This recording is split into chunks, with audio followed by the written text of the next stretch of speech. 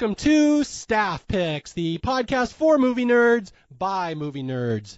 As always, I'm Mario Lanza, and I am your host on our journey through the movies out there that just need a little more love. In our movie tonight, we are continuing with October, which is Scary Movie Month. And our movie tonight is technically not probably a horror movie, but it is a suspense, thriller, scary movie. I'm talking about the 1995 serial killer movie called Copycat, which is a personal favorite of mine. And I have a lot to say about this one, probably more so than almost any movie I've done up to this point, just because I have a very specific background in knowledge of serial killers, which you may find interesting. So, again, we'll get into Copycat here in a second. I want to bring on my guest. My guest, he's been on before. He did my Mother podcast, the Albert Brooks movie Mother. He is a actor, screenwriter, YouTuber, and quite a bit of a troublemaker, to be honest. He's going to get me in trouble on this podcast. Welcome back to the show, Mike Harlow. Hey, Mario. Thanks so much for having me. This is very exciting. I feel like I'm back at Blockbuster again. Yes, that's something Mike publicizes Staff Picks a lot. He's always out there on Facebook and Twitter talking about it, and that's the phrase you use. It's like if Blockbuster Video had a podcast. It is, because I feel like, I genuinely feel sorry for kids today that they will never have the experience we did of going to the video store, and it was the most exciting thing ever. And even when you go to the movie theaters these days, it's like it seats 50 people, and it's just, I feel like the art of movie watching is just gone, and you're keeping it alive, and I think that's amazing. I am doing my best, and I'm so happy you said that, because that's something I have said too, that I always feel like a little bit of American culture died when video stores went away. Yes. Yeah, because, and this is for younger people who may not ever have been familiar with video stores. You could just walk in there, and I would go in there every weekend. I was always in the video store, and you'd just be browsing stuff, looking for stuff you've never seen before. And like if you use Netflix now, they have a menu and everything sorted and categorized and gives you recommendations. But in a video store, it was up to you. And a lot of the time, you're just picking it based on the box or the cover art or the name. So it could be the greatest movie ever or the biggest piece of crap ever. And so it was always a wonderful Russian roulette game of entertainment. That's what I miss. And you would discover so many odd things just from walking around the video store. And sometimes you'd spend hours there. And those people who would work at Blockbuster when I was a kid, those were like my idols. It hurts me so much that I never worked in a video store, and I cannot believe I never did. I wanted to. Okay, I will paint a picture for people who are younger than us. This is an old game that kids in the 80s and 90s used to play. You'd go into Blockbuster Video, and you'd see a box. Like, I want this new release, and I see the box, and behind it they have the actual VHS. You know what I'm talking about, right? The tape to rent. Yes, I forgot about that. So the tape was there, but I wouldn't have any money on me, or my dad had the money, he was going to rent the movie. So the goal my brother and I would play was hide the video in the store so nobody else would be able to find it. I do shit like that too. Yeah, so I take like Forrest Gump and go hide it behind like Leprechaun 3, and hopefully nobody will find it in the next 3 hours, and before Dad can come back and rent it. So it was always a fun little game of scavenger hunt, and that's what I miss, stuff like that. Or when this is when I was a little kid, or you would put the different movie in the different box. So you would put like Showgirls in the box of like The Little Mermaid and be like, "Oh, I'm renting The Little Mermaid, Dad." And of course, there was my parents wouldn't let me watch R-rated movies, so I would go see how close I can come to seeing boobs on the back of a movie box somewhere, because some of these come very close to showing cleavage, and I was very excited about that when I was like 12. Same. But my parents were very, I don't know, maybe it's because they're artists but there were very few movie restrictions when I was a kid. We like watched Pulp Fiction together when I was maybe like 6 or 7. Did your parents have to explain what a GIMP was? Now, son, this is a leather boy sex slave that they would keep in the back of their pawn shop. They did. I did have to ask why milk was coming out of her nose. This is an ad from the Dairy Council, son. Yeah, and then I could never. Do you remember those like ice cream sandwiches that they would always have in the little freezer at Blockbuster, the Chipwich? I was never able to eat that for years after I saw Pulp Fiction as a kid, because it would make me think of the shit coming out of her nose when she ODs. This is the quality entertainment people tune into Staff Picks for. I'm warning you guys, this podcast is going to get out of control because Mike and I, we feed off each other and we have bad habits and we have language issues and the serial killer stuff. I have to say, last time I did a movie with Mike, we did Mother, a gentle Albert Brooks comedy, and it was a good episode and we both loved that movie. And Mike said, I want to do something murdery. I love murder. I'm obsessed with murder. Let's do a murdery movie. So this is where we're coming from. So is this one murdery enough for you, Mike? Yes, totally. So, y'all consider this your trigger warning. Yes. We're going to joke about some horribly inappropriate topics. I can already tell in this one. Let's before we get into the movie, give us your history. How do you know this movie? Like, what's your history with Copycat? Why did you want to specifically pick this one? So, well, two reasons mainly. First of all, I feel like it's very underappreciated. It's sort of the bastard child of Silence and Seven. So not enough people know it. But I remember when I was a kid, Copycat was one of those perpetual blockbuster movies that you would always see. There were certain movies that you would always either see the VHS somewhere or the poster on the wall or something. And this was totally one of them. But the first time I saw this was actually super fun. When I was maybe like 16 or something, this woman who lived in my building on like the 20-something floor, this old lady was going away and asked me to like cat sit or something for her. So I was like, oh yeah, totally, of course. And so of course just like threw a party and had all my friends over. And it was the first time for like a weekend kind of living on my own or something, it felt like. So anyway, we had a party and then we ended up watching Copycat in the morning. And it was just awesome. So this was like the cherry on top of the sundae at the end of the night. Yeah, it was like we all woke up in the morning and had cereal and watched Copycat on VHS. Yeah, it's funny that you say this is a movie that was perpetually at the video store because I don't know if you have the same experience, but it feels to me this is like a movie that's almost virtually unheard of nowadays. Like nobody talks about it anymore. Yeah, that's true. Well, it was sort of in that weird in-between where it came, I think... did this come out before 7? Because it feels like it was sort of in between Silence of the Lambs and 7, and this just got lost in the shuffle. Yeah, I'm glad you asked that question because that is the one thing I want to get across to people is that this movie will be forever associated with the movie 7. They came out the same year. They have very similar topics and themes. And like I just did with The Prestige versus The Illusionist, at the time people would always talk about these as a pair, 7 and Copycat. And 7 is by far the more acclaimed of the two movies. That's the one that everyone says is better. And I will call bullshit on that immediately because I love Copycat. And my argument with that is I think 7 is a good movie, but it beats you over the head with unpleasantness so long that I find it hard to get through. And Copycat doesn't do that. This is more of like a mainstream enjoyable movie to watch. So I will ever argue that even though 7 is the more acclaimed of the two, this is the one that I think I would recommend to people more. Yeah, see, I don't know, maybe I have bad taste, so I like unpleasantness, but it definitely outranks all the other 90s thrillers, like Kiss the Girls and all of those. Because remember that there was a span of, actually it was probably after 7 that this happened, but in the like second half of the 90s, it was just like conveyor belt of thrillers. Yeah, serial killer movies. And that's something I'm glad you brought up because, nowadays there's all these documentaries on serial killers. Everyone talks about them on social media. And everyone's like, oh, it's like the golden age of people watching serial killer entertainment. And I'm like, bitch, please. You didn't live through the 90s if you think this is the golden age because it was a new serial killer movie every 4 months back in the day. Yeah. Oh, I forgot to mention, too. So when I was a little kid going to Blockbuster, they had the poster for Copycat. And by the way, I have to say, terrible poster. Like, you remember it, but it doesn't, Anyway, and I think I read wrong what it said, and I always thought it was called Copy Hat. So I always wanted to see Copy Hat, and I didn't know what it was. And I, had this whole story in my head because I saw there were 2 women. So I'm like, okay, there's 2 women, 1 hat, and they're both wearing the same hat. So they, get into this whole feud over it, and they have a big fight because of the hat. She copied her hat. Yeah, I hate to tell you this, Mike, but that's the movie Single White Female. Ooh, see, I forgot about that one, too. There were so many 90s thrillers. Yeah, it was so murdery. Okay, let me go into my history here, because this is not something I share on Staff Picks a lot, and I don't know if this will surprise people, but you will realize what you're in for on this episode. So, I am one of the original serial killer book junkies. And I inherited this from my mom. My mom back in the 80s would just read books about true crime and serial killers and stuff. And I inherited that from her. And that was all I read as a kid. All I read were true crime stories.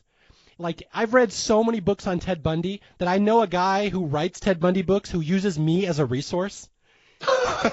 When he has questions about Ted Bundy, he'll ask me. He's like, tell me about Lake Sammamish. And that's the thing with the Ted Bundy story. It happened in Seattle in Lake Sammamish State Park right there. I grew up on Lake Sammamish. Like, I know all those true crime locations, and I've driven people around in Seattle on the Ted Bundy reality tour, like to all the crime scenes.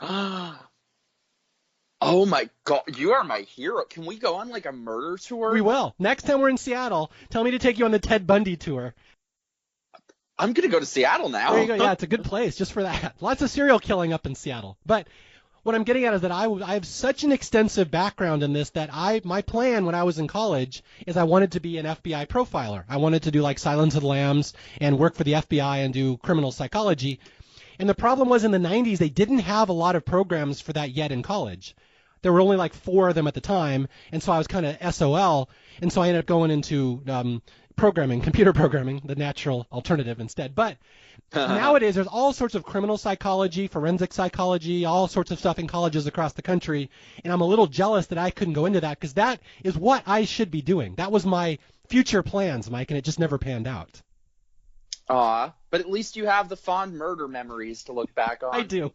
I have the fond murder memories, and I can also call BS at several points in this movie when they did not accurately describe what serial killers did. So this is the world we're walking into here. That I think I was explaining this to Mike before the podcast that I've talked about serial killers and true crime stories so many times over the years to so many people that sometimes I'll lapse into phrases and subjects that don't seem weird to me, but they seem very inappropriate to other people.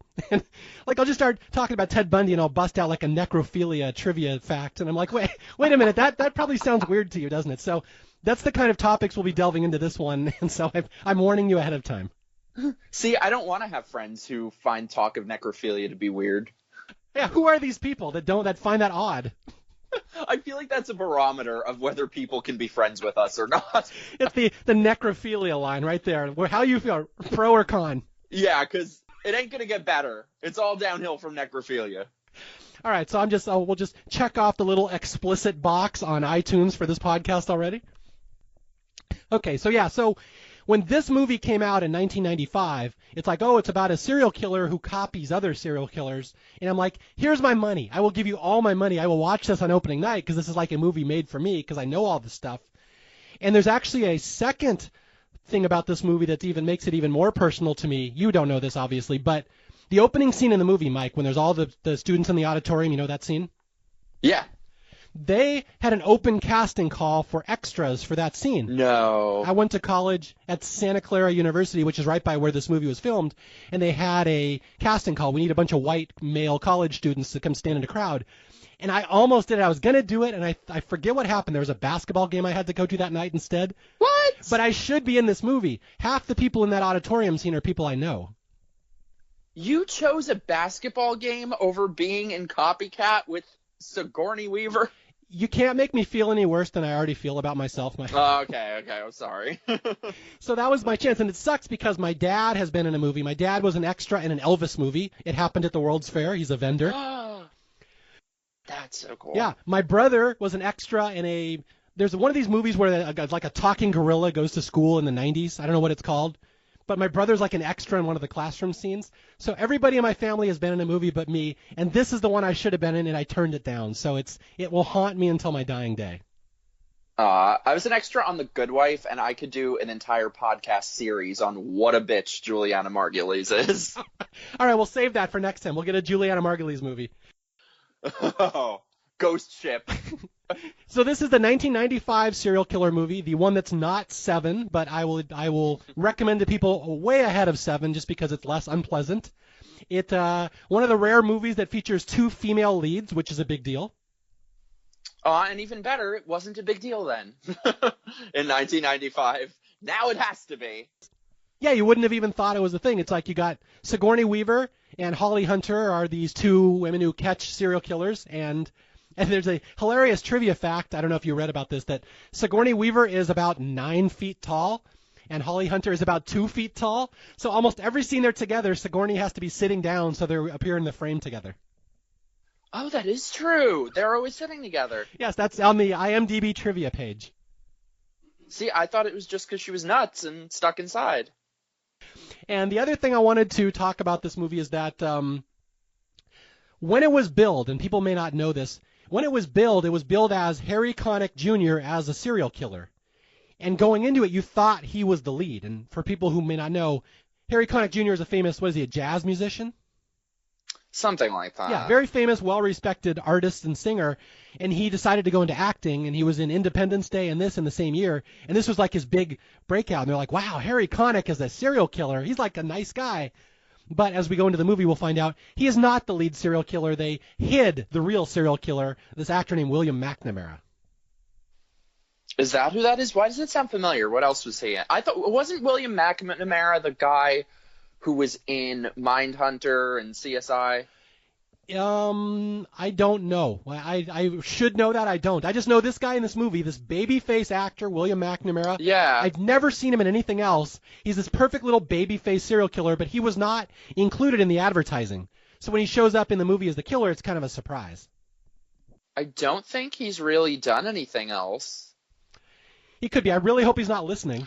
He was in the Jerry Springer movie. That's where I saw him. I think he was in the Jerry Springer movie. All right, is that one I should do on Staff Picks? I'm not familiar with the Jerry Springer movie. Ringmaster. So William McNamara's claim to fame, he was in Copycat and Ringmaster. And they're like it's a mother and daughter, and she's like, hey, I didn't tell you could come in here. And then the mother is like, well, I didn't tell you could fuck my husband. And I think he's the husband. That does sound like a Jerry Springer movie, the way you described it, yes. It's great. Okay, so let's delve into Copycat here. This is a 2-hour movie. There's a lot going on, a lot of references to famous serial killers in the past. And again, in the 90s, this was like the golden age of everyone being excited and learning about serial killers. So, yeah, this was right there. And then for some reason, it just got forgotten. So I'm glad we're able to bring it back. You ready for this, Mike? We are bringing the Copycat back. All right, so the opening of this movie is there's an auditorium, and there's all these college students learning about serial killers. And I don't know where this was filmed. Again, I could have been here. It was either at Stanford or Menlo Park, somewhere around there. And it's just a bunch of college students, and they're being given a lecture by a famous doctor. Now, Mike, tell us about this doctor, the famous Dr. Helen Hudson. Dr. Helen Hudson is Sigourney Weaver, and she's wearing a red dress, which will be very important later. And she has people stand up. She's teaching them, like, basically, what would you say, the demographics of serial killers. She's like, if you're this, sit down, and this, sit down. And then she's like, one of you could be a serial killer. Yeah, and all this is factually accurate. That most serial killers are indeed white males, age 20 to 35. Yeah, just everything she says is accurate. By the way, something I noticed in a couple of shots is it's supposed to be white men, I think, in that age group standing. And if you look to the sides, you can see people standing who are definitely not white men. Yeah, there's an Asian guy. I know that. They focus right on it. And a Hispanic guy, yeah. I think they judged demographics of race a little differently in the 90s. There were less boxes to check. Yeah, you're right. It's the current year. We don't know what they might identify as. So who knows? But yeah, there are all these white males, and she's giving a lecture on, which she names off a bunch of famous historical serial killers. She names the Boston Strangler, Albert DeSalvo. She mentions Kenneth Bianchi and Angelo Buono, the Hillside Stranglers, David Berkowitz, son of Sam, Ted Bundy, and Dahmer. And she names them off. She's basically giving a lecture, and as she's giving a lecture, she's creeped out. There's someone out in the audience that's staring at her. And she sees Harry Connick Jr., who, as we said, is in this for all of 2 minutes, maybe? Yeah, again, you think he's the star of the movie. Harry Connick Jr., the singer, plays this serial killer named Darrell Lee Cullen, and he's this scummy little redneck guy. He's got missing teeth, and she sees him out in the audience, and he's like leering at her that he's going to kill her.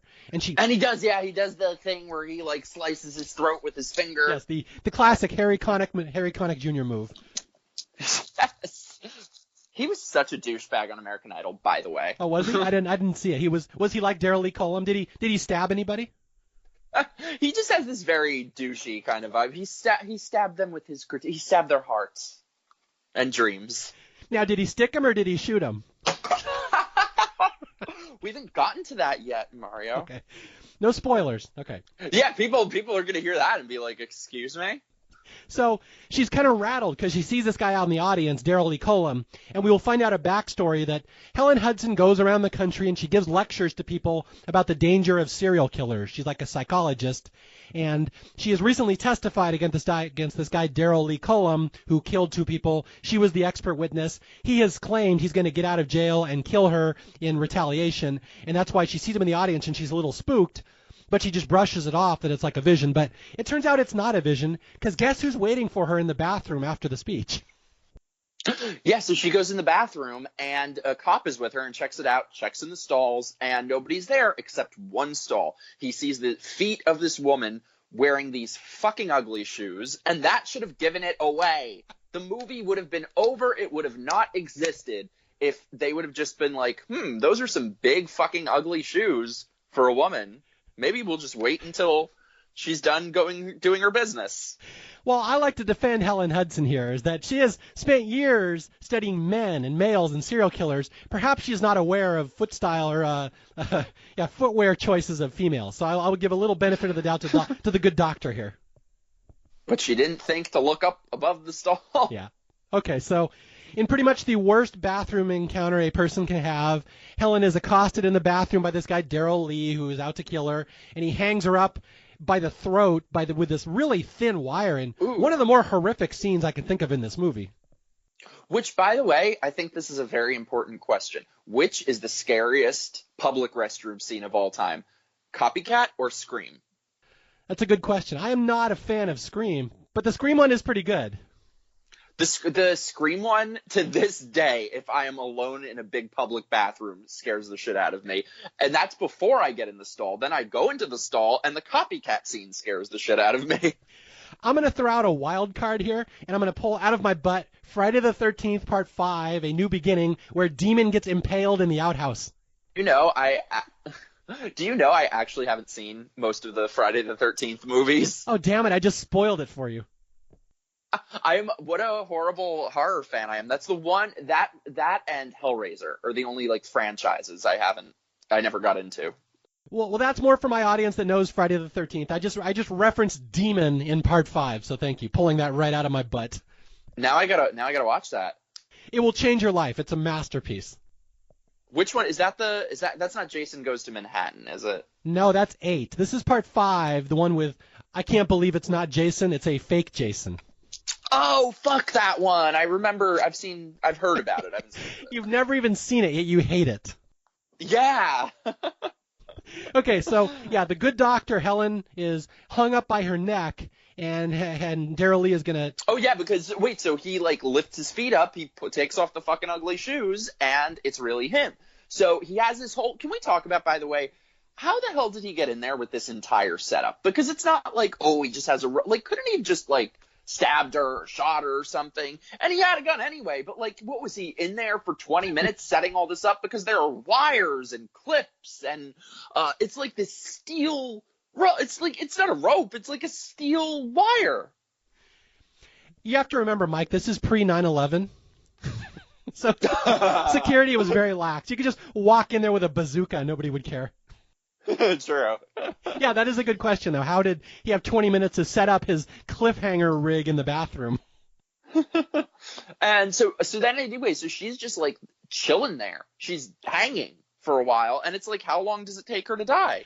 Well, she's pulling up with her hands. Like, I'm trying to paint a picture for people. She's got this noose around her neck, and he's yanked her straight up with this wire, and she's holding on to the... And this is above the toilet, by the way. Exactly, yes. She's above the toilet, but she's holding onto the rope with her hands. And... this will be important. One shoe falls off. Just one. One shoe. One beautiful feminine shoe, of course. Yeah. So yeah, Daryl Lee has it all set up. He's going to murder Helen, but what he has not counted on is that there's a second cop out guarding the door. Like, he has killed the first cop, he's gone after her, but the second cop comes in and rescues her. And this will become very important because Helen avoids a near-death experience, and she is now traumatized. This guy tried to kill her, and this will set the whole impetus of the movie forward, where the rest of the movie she is now a basket case. She is now agoraphobic and cannot leave the house because she's so terrified of these guys coming after her. Oh, and he kills the cop in the bathroom. Yes, kills the cop, yeah, but... He has a knife by his throat and a gun to him, and he asks her, what was it? Should Should I stick him or should I shoot him? Should I stick him or should I shoot him? Which is exactly what I say to my dates. Yes, thank you. So you don't get a lot of second dates, right? No. So that's the start of the movie. Helen Hudson has had this great trauma, and she's now terrorized. She lives in her house, and she's a shut-in. And Sigourney Weaver has said on the record that this is one of all the acting performances she's ever done, this is the one she's maybe the most proud of, because she does a really good job in this movie of portraying someone who is overcome with agoraphobia. Like, she really put a lot of work into studying this stuff. She is amazing. And I feel like even, she's very famous, but I feel like she still doesn't get the respect she deserves. She is so fantastic in everything, and she has such a strength to her without even trying to, even when she's not playing a role that's a necessarily tough, strong person. Yeah, she's very vulnerable in this. It's not a typical Sigourney Weaver performance. No, but she's still just exudes. She's such a powerful presence. Okay, so now we're going to go into the present, and we jump ahead 13 months, and Helen is now a shut-in. She no longer gives lectures. She no longer associates with the public. She is terrified of her fan base, frankly. And I got to tell you this, Mike, this is funny, that I saw Stephen King do a book signing once back in the 90s, and he was the exact same way. Really? He is so terrified of his fans. It was funny, like, people would come up and ask him questions, and they'd have to have, like, 3 levels of security in between him and the fans. What? He was so terrified back then, because this is right after Misery, and before he had his car accident. Yeah, he was, I always remember they'd always come up and they're like, Steve, I'm your #1 fan. They'd all make little jokes, and he'd be like, fuck you. So anyway, that's Helen. That's what Helen's life is now. She's terrified of all these serial killer junkies wanting to know her and write to her, and she's scared of them. And is like having anxiety attacks while counting presidents and spending her nights in chat rooms, like support groups. And, it is really amazing that the chat rooms weren't the way that she almost died. Yeah, it's interesting watching this movie now and seeing the technology compared to now. Like, now you have social media and stuff. Back then you didn't. You just have email and chat rooms and chat windows. And that's her whole life, is just sitting there playing chess with people and doing counseling with people. But she's quite tech savvy, I have to say. The 90s were so great. I loved it. And a Blockbuster on every corner. Oh, yeah. And it's funny because now you'll watch movies from the 90s and their technology and their computer stuff, which they were making up at the time. It didn't really exist, but it's like they're doing things on these huge computers that people can't even do today. It's like, I love all those 90s tech things. Jurassic Park has always been my favorite. This is a Unix. I know this. Or The Net. Did you ever see The Net? I have, yeah. Sandra Bullock cracks the case. Oh, so good. All right, so Helen she's a shut-in in her house, which I should point out is the greatest house I have ever seen in a movie. Right. So I will paint a picture for people. San Francisco, one of maybe the most desirable real estate market in the country. She has a waterfront property right next to the Golden Gate Bridge. It's like, 8,000 square feet with like 2 stories. And it's got these windows that she can open and close. They're like these automatic blinds. And she's got a lake or like a bay view. Like, that's like a $40 million house. I bet now you regret not going into serial killers. Yes. Should I stick him or should I shoot him, like your dates? All right, so we met Helen, and she's a shut-in, and then we meet the other major characters in this movie, and these are 2 cops, MJ Monahan, played by Holly Hunter, and then Ruben, played by Dermot Mulroney. And they will be a cop team for most of the movie. I just love Holly Hunter. I'm very excited. She has this weird voice. I love her. Yeah, she has a cool little accent. Where's she from, Texas? Yeah, but it's like this weird, like, I don't know. She has this weird, like, southern speech impediment-y kind of thing. I don't know. I love her. Yeah, and one would argue she's really the lead of this movie, although Sigourney Weaver, I think, gets more acclaim. But yeah, Holly Hunter is this detective, and Ruben is her assistant, and they are going to be thrust into a case right off the bat where it appears there's a serial killing going on in San Francisco. And this is not good because they haven't had a serial killer in the Bay Area, and again, Mario knows this off the top of his head, since the Zodiac Killer, who was never caught back in the 60s. So this is a big deal because the first one they find in a bathtub, right? Did they really not, in actuality, not have any serial killers there since the 60s? I will throw a super obscure one out here, and there was a thing called the zebra killings in the 70s, which was a very scary one that not a lot of people know about, where black militants would hunt down white tourists and kill them on the streets, which wasn't really a serial killing, but it was a spree killing. Ooh. But in terms of like straight serial killer, Zodiac would have been the big one, and then this, and I mean, there's other. It's debatable if people are serial killers or not, but there's like multiple murders. But Zodiac was definitely the big one. How many people do you have to kill to be a serial killer? Well, that's an interesting question, Michael. I would say my personal opinion on that is it's not so much the number as it is the reason you kill them. Like Ted Bundy in particular, he had a part of his brain, like the pleasure center of his brain, mixed in with the violence center and the sex center. So like the only way he could get sexually turned on was by murdering someone and having sex with them as they were dying. Like that is a serial killer. He is forced to kill. The only way he can get pleasure is by killing people. So it's like that's to me as a serial killer. There was no way he was ever going to stop because he's biologically driven. So to me, it's more the why they do it, not the number. So you're saying it's quality over quantity. I didn't say that. You said that.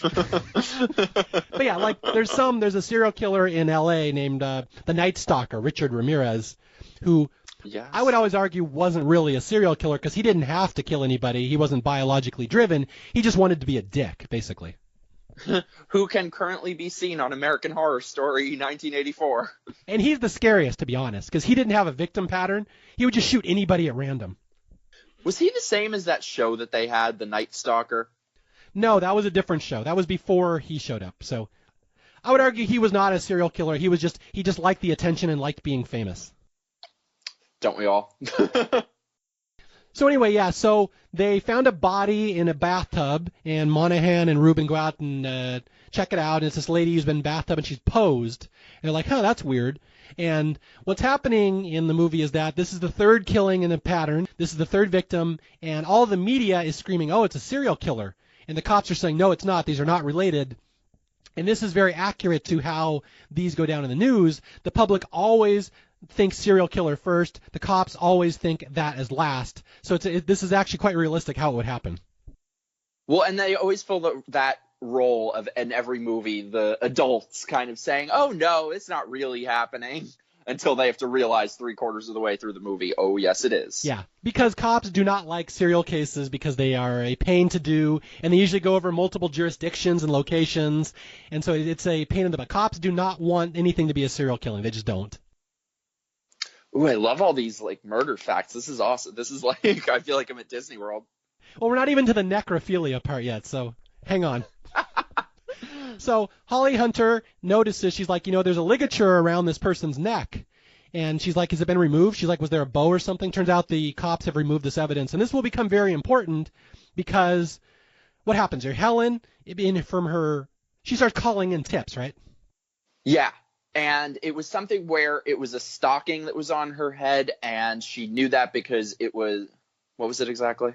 It's a bow, a big loopy bow. But wasn't there a stocking? What happens is, I'll describe this for people, is that there's a killer out there imitating other famous killers, and if you study serial killers, you'll know a lot of these crime scene photos are out there. Anybody can see them. They're perfectly, findable on the internet.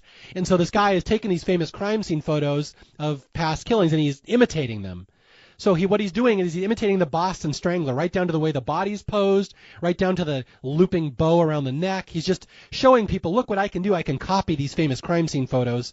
And the cops don't realize that right away, but Helen, the serial killer expert who was a shut-in, does, and she's calling into the cops almost from day one saying, this is a serial killer, this is a serial killer. So this is where the tension is going to come in, the cops not wanting to listen to her. And she's pointing out the past crime scene photos and the past killings, the similarities between those and these current ones. Yeah, and she's making points that they don't want to hear. But eventually Monahan, Holly Hunter's like, this lady keeps calling, and I think she's a crank, but maybe we should go visit her and see if she knows anything. Because what happened? They do a trace on her, right? They figure out it's Dr. Hudson. Mm-hmm. Okay, yeah, so they go to her house, yeah.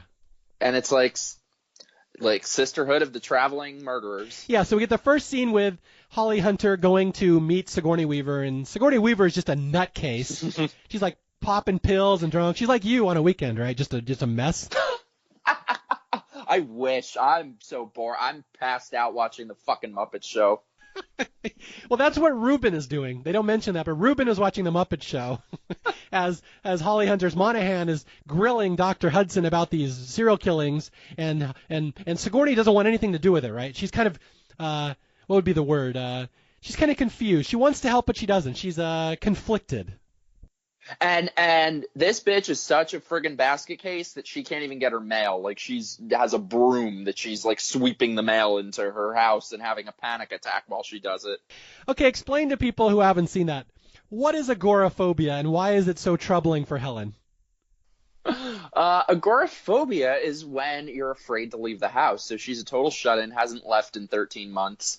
And whenever even if she just sticks her arm outside the door to get the mail, she'll have a total meltdown. And I think this is sort of a recurring sort of theme that there's been in a lot of Hitchcock movies and stuff like that, which sort of builds a lot of tension, that it keeps everything sort of confined to this one location, for her character at least. Yeah, and that's the thing. She's so terrified that Daryl Lee Cullum or some other killer is going to come get her, she cannot bother to even go out of her front door. And this is all very accurate. Like I said, Sigourney Weaver did a lot of research for this, and she is just a mess.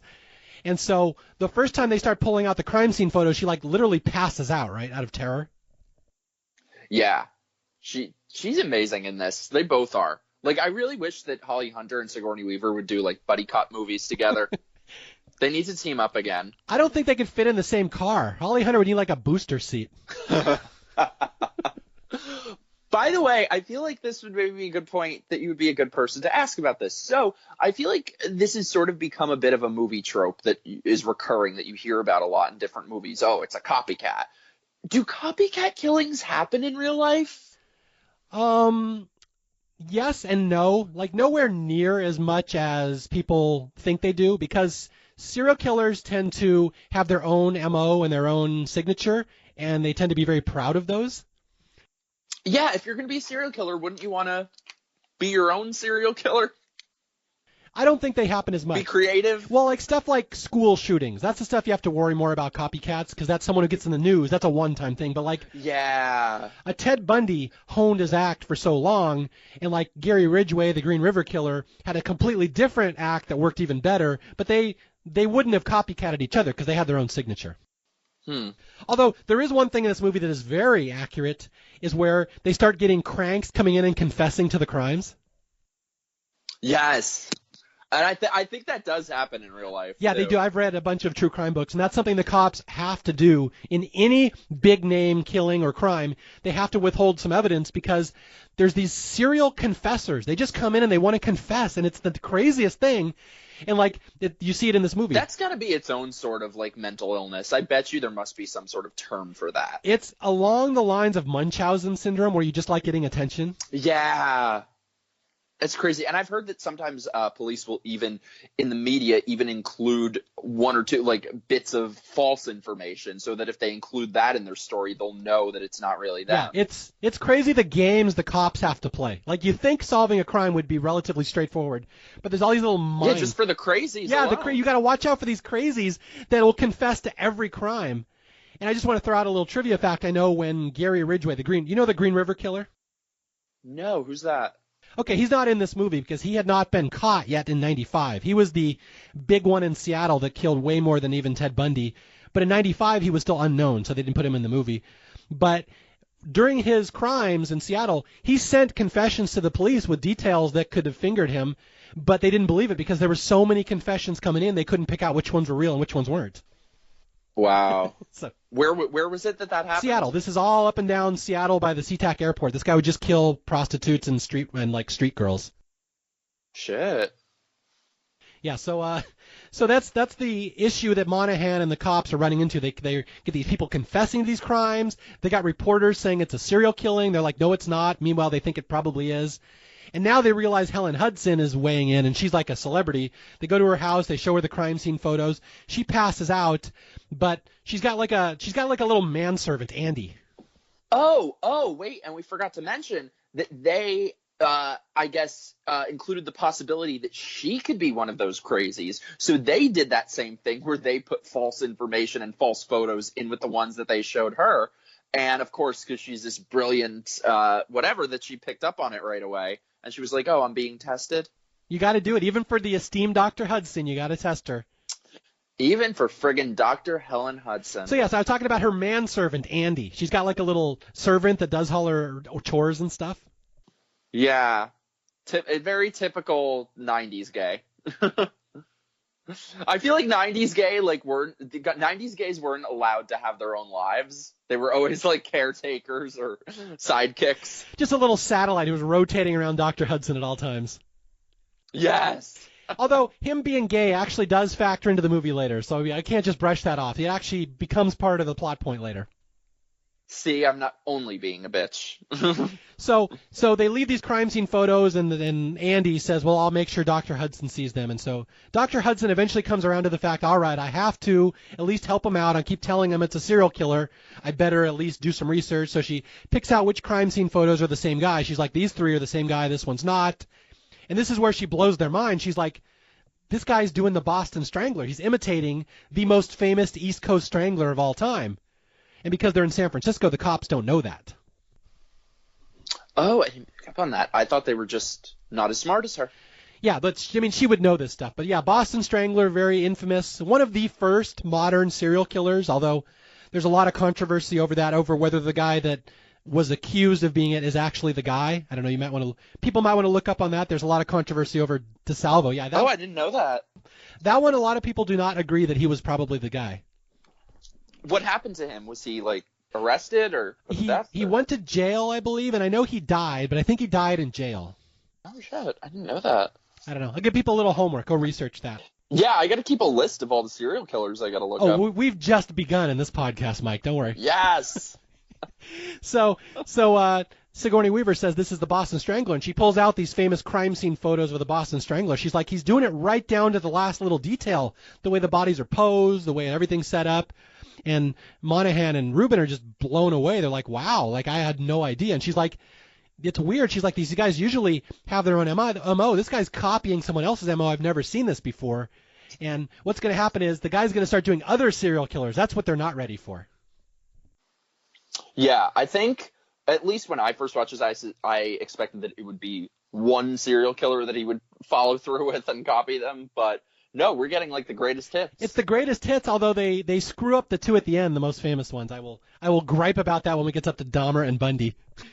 See, I actually, I bet because I'm not really so familiar with all of these real life killers, but I bet there's a lot of hidden stuff with it if you're more familiar with these cases. Oh yes, I will understate that by saying, oh yes. So anyway, Helen has a good line here. She's like, these serial killers, they crop up all over the place, and she's like, these guys are like viruses. There's always some new mutation, and that's a good quote. Yes. Oh, and I think we forgot to mention. So anyway, Helen has like a little chat with her manservant guy and talks about how cute Dermot Mulroney is, and she misses having sex and she misses going out or whatever, but she won't because she's a shut-in. Yeah, that's the first thing that goes when you're a shut-in. It's very hard to get dates. See, that would immediately nix being agoraphobic for me. Yeah, and nothing's going to happen with Andy, so she's really SOL again. It's tough. So Helen is just sitting at home, and she's playing video chess with her friends. And sorry. I was just gonna say though, that sort of sets up a bit of a subtextual recurring theme of which of these two ladies is going to shtup Dermot Mulroney. I always forget that subplot's in the movie until I watch it. I'm like, oh yeah, there's like a huge 20-minute interlude of who's gonna have sex with Dermot Mulroney. Oh, and we'll get to that about the payoff. Dermot Mulroney, or as we know him on Saturday Night Live, Derbil McDillett. Is that what they call him? Hopefully at least one person got that joke. There was a sketch a couple of years ago where they were trying to figure out if the actor in the movie was Dermot Mulroney or Dylan McDermott. And it was a problem because all the contestants in the game show were black, so they had no idea who these two guys were. And Jamie Foxx guessed that their name was Derbil McDillett. Always remember that. So anyway, now we get to the subplot of the movie where the killer, who we will later, for now we'll just call him the Copycat killer, starts sending Helen these taunting emails that he's gonna keep killing and she can't stop him.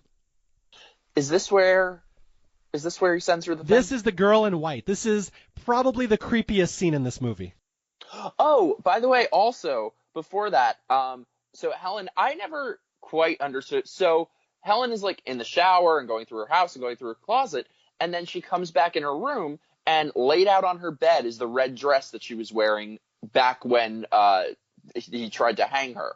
So I always kind of questioned, is that in her head or is that real? Because if it were actually there, I'd have been out of that house and in the fucking Bahamas by then.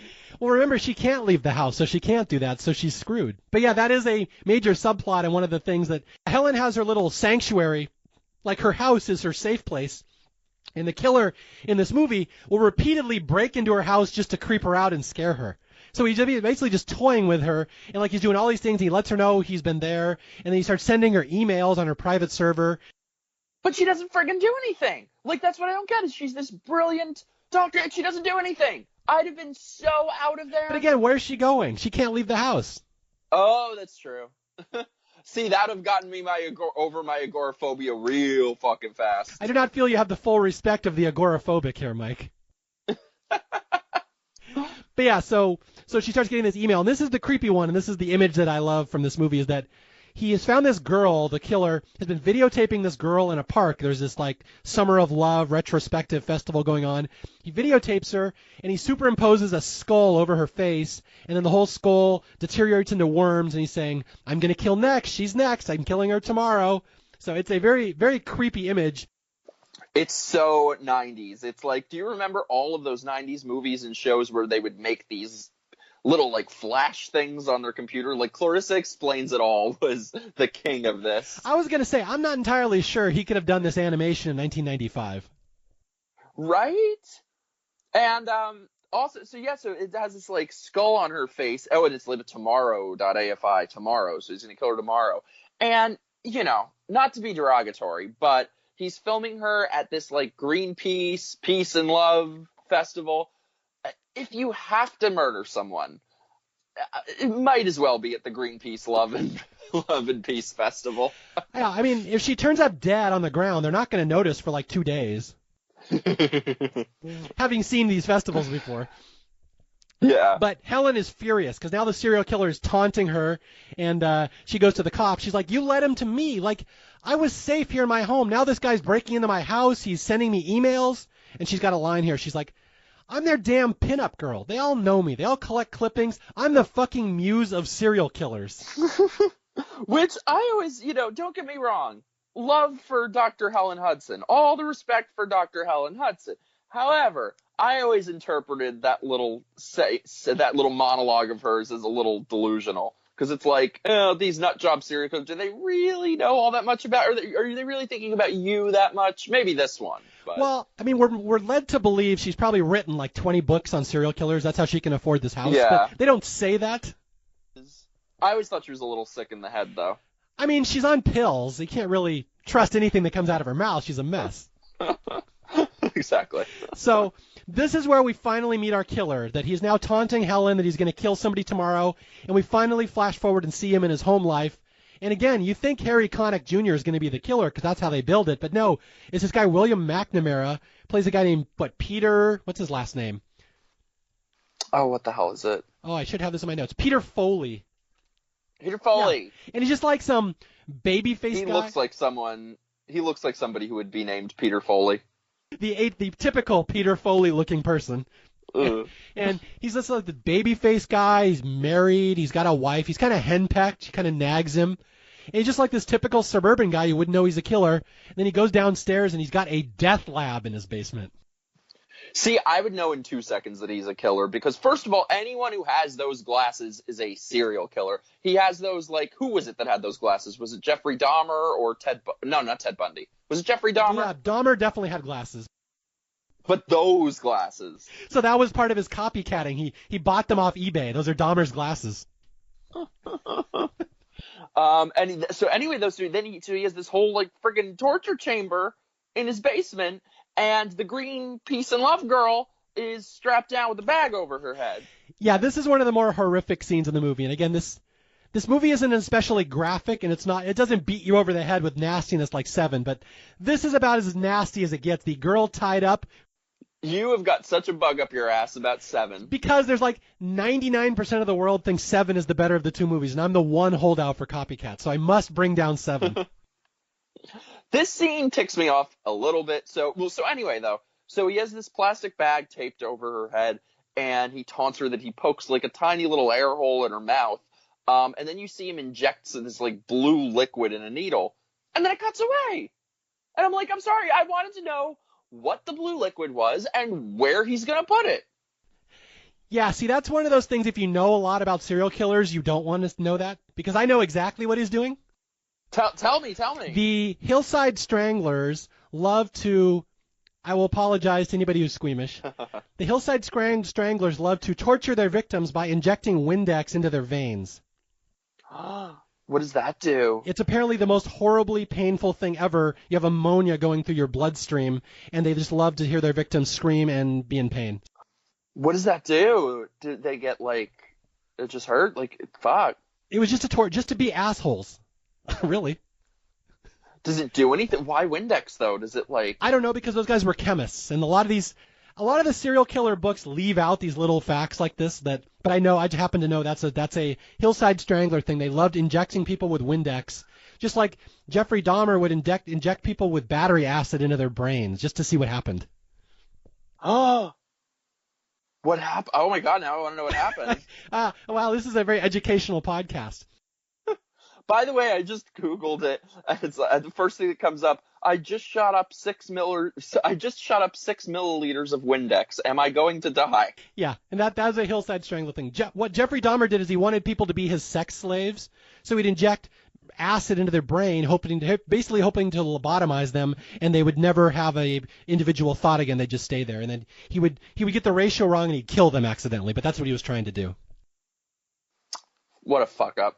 So anyway, a lot of little nasty details. So that's what's going on in that scene, that he's injecting Windex into her veins. So it's very nice that they cut away. We didn't see that, because that's one of the nastier details I know of any serial killer story. But the bigger picture for me in this scene is that he's killing this girl in his basement with his wife fully awake and aware upstairs. And you got to wonder then, is she like a Carmela Soprano, that she kind of knows what's going on? And it's interesting, because I kind of called BS on this at the time, because I did not know of any serial killers that would kill someone while their wife was right upstairs watching TV. So at the time, I thought, this doesn't ring true to me, this isn't real behavior. But later, we talked about the Green River Killer earlier, Gary Ridgway. Yeah, I could see someone doing that. He did. Like, they give so few fucks. Yeah, he killed almost every girl that he killed in his bedroom, in his marital bedroom, when his wife was like out getting groceries. See, I could see them doing it while they're at home with one of these wives who's like, swishing vodka and popping pills, and the killer guy just gives so few fucks. It could be. I don't know. That's kind of the dynamic we see here, is that his wife doesn't really know him. He's got his little murder lab and computer lab in the basement. Yeah, she's got the TV on with the infomercials and the gin and tonic in her hand and the little dog in her lap. Yeah, this marriage might not be saved. This might be a Jerry Springer episode to tie it back to the Ringmaster. Might be a crossover. So this was the Springer episode. It was setting up the sequel. So he's killing this girl in his basement, and he's just a sadist. And then the next day we find her body. It has been placed on a hill up in San Francisco, right under a no dumping sign. And Dr. Hudson immediately recognizes this, because that was a Hillside Strangler thing, and they were in L.A. They love to do little jokes like that to the cops. They'd put bodies right under no dumping signs or no trash signs. That was like their signature. So Hudson immediately recognizes this guy's now imitating a new serial killer. Okay, so now the guy is changing MOs, and now Helen's kind of intrigued. She's like, oh my God, this guy's in getting these crime scene photos perfect right down to the last detail. And she's like, this guy's really smart. And the inspector's like, what do you mean? She's like, well, he's trying to dazzle us. He's saying, I can do one serial killer. Now I'm doing another one. And she's like, this guy's just getting started. Watch out. And from here on out, now it's a cornucopia of him imitating famous serial killers. And then so he picks up some girl in the car, and who was that he's imitating? It seems kind of Ted Bundy-ish, the sort of seducing the she's like his prey. This one is David Berkowitz, the son of Sam. Now Mike is in New York, so this is out in your neck of the woods, New York, who was late 70s, son of Sam. Berkowitz would approach either women in their cars or couples that were out like making out or necking in cars, parked cars, and he would ask for directions, or he would just walk up and shoot them in the head. And he was one of the scarier serial killers, again, because he had no specific type of victim. It was just whoever he found. And so that's what he's doing here, is that Peter Foley walks up, knocks on this girl's window, and then shoots her in the head. And right off the bat, Helen realizes, oh no, now he's doing Son of Sam. And she's on the phone with Dermot Mulroney, the big 90s phone, and she's like, is there a gas station? Is there this? And it's like she's calling everything that's going to happen. Yeah, she's calling the shot. She knows there's going to be a phone booth nearby. She knows there's going to be a note. She knows that Berkowitz would watch the crime scene, the cops investigating. And she even knows, this is a neat little detail, that she's like, turn on the tape deck. And they do, and it turns out, yeah, there's a Partridge Family song in the car, which would have been playing in 1977 in one of the victims' cars, that Peter has gone to the trouble to purchase a Partridge Family album. And she said, she's like, turn on the cassette, it's going to be the Partridge Family. And there's this very odd shot there, too, of Holly Hunter in the car on the phone talking to Sigourney Weaver, and just the dead girl is just sitting in the passenger seat just chilling while she's on the phone. It's nice when a background extra gets extra camera time. Even if you're dead doing it. She's out there crossing her eyes and sticking her tongue out trying to get some camera time.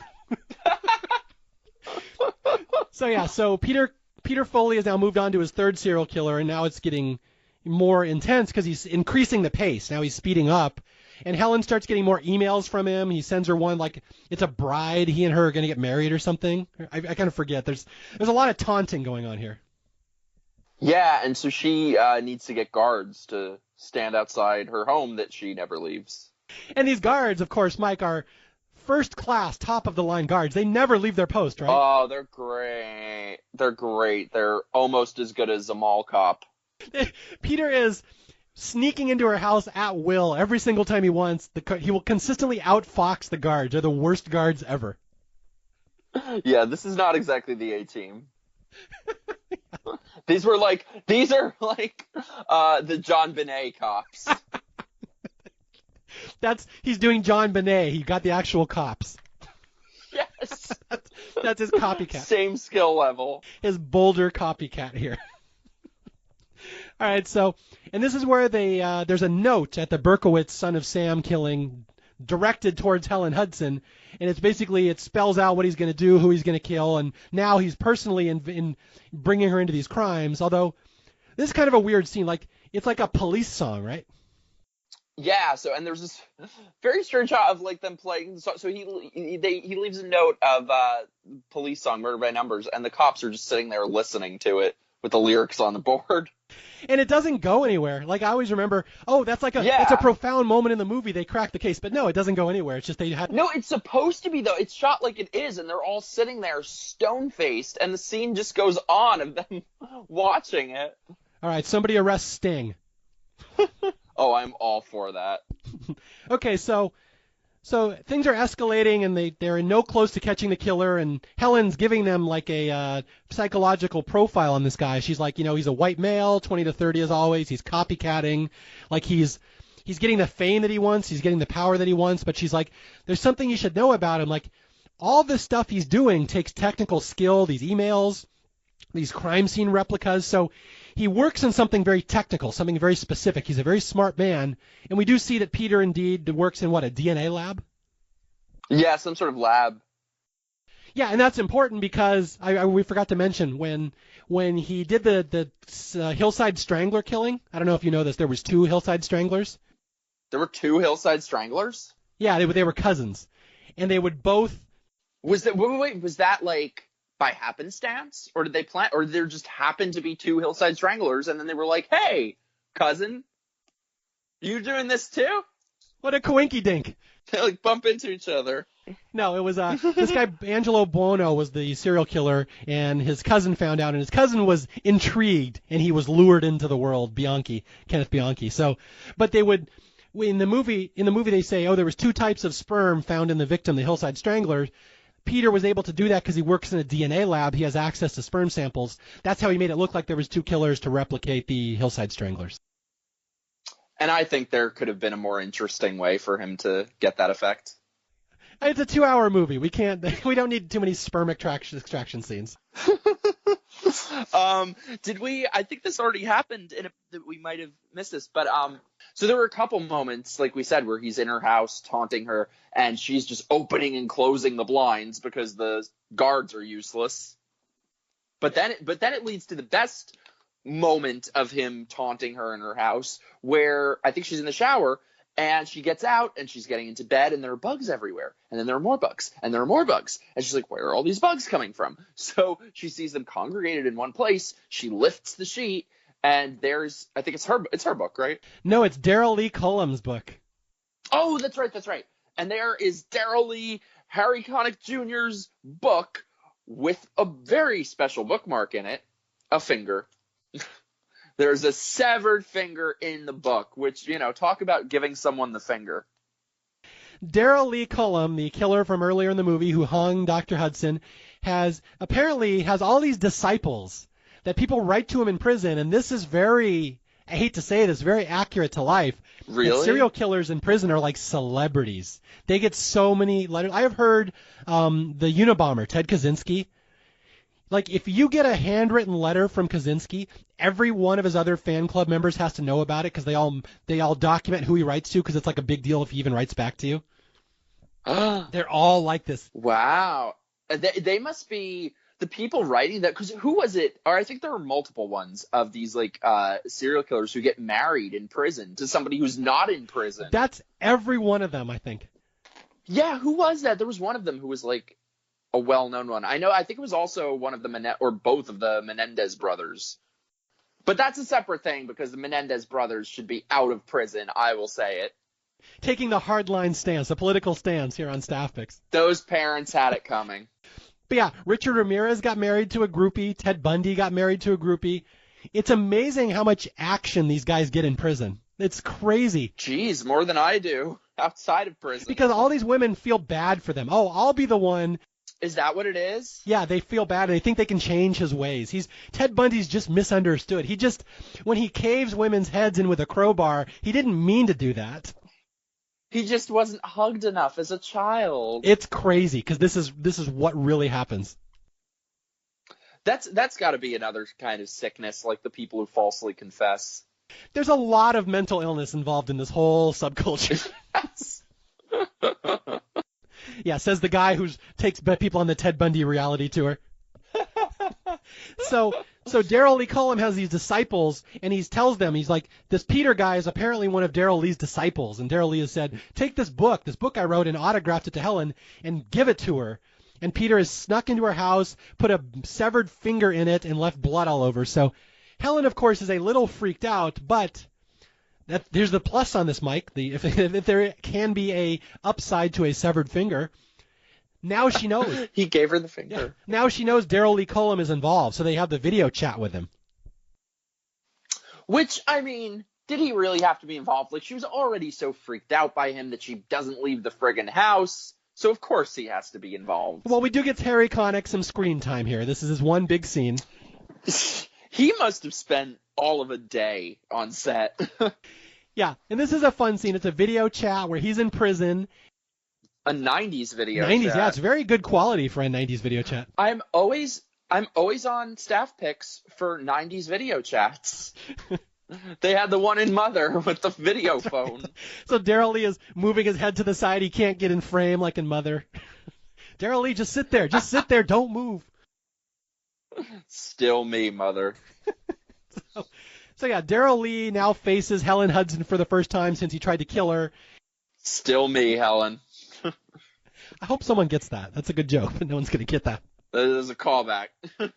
So yeah, Daryl Lee is talking to Helen for the first time since he tried to kill her, and she doesn't want to be there. And he's like, well, I'll tell you some information. She's like, this Peter guy, he's a nut. Stay away from him. Like, he's been writing me, and I thought he was just some fan, but he's a psycho. Stay away from him. And she's like, oh, what can you tell me about him? And he's like, well, I'll make you a deal. You tell me, like, I'll tell you what I know about him, and you give me your autographed Helen Hudson panties. And he says a little bit later on, too, he's talking to somebody, and he's like, I have a pair of genuine Helen Hudson panties coming my way. Although, I have to say a little trivia here for people, if this ever comes up on Jeopardy. Panty trivia? Panty trivia on Jeopardy. Daryl Lee uses a specific term for panties. Do you remember, Mike, what his colloquialism is for panties? Oh, raccoon, squirrel cover. Squirrel covers. Was that it? Yeah, squirrel covers, yes. Okay, I'm just going to say it. So, they were the big popular thrillers at the time. I really think that there should have been a spin-off movie between Copycat and Silence of the Lambs, and they should have merged these two scenes together, and when he gets her panties, they should have had someone say, I can smell your cunt. So you think that's where this movie should have gone? That would have been the appropriate spin-off?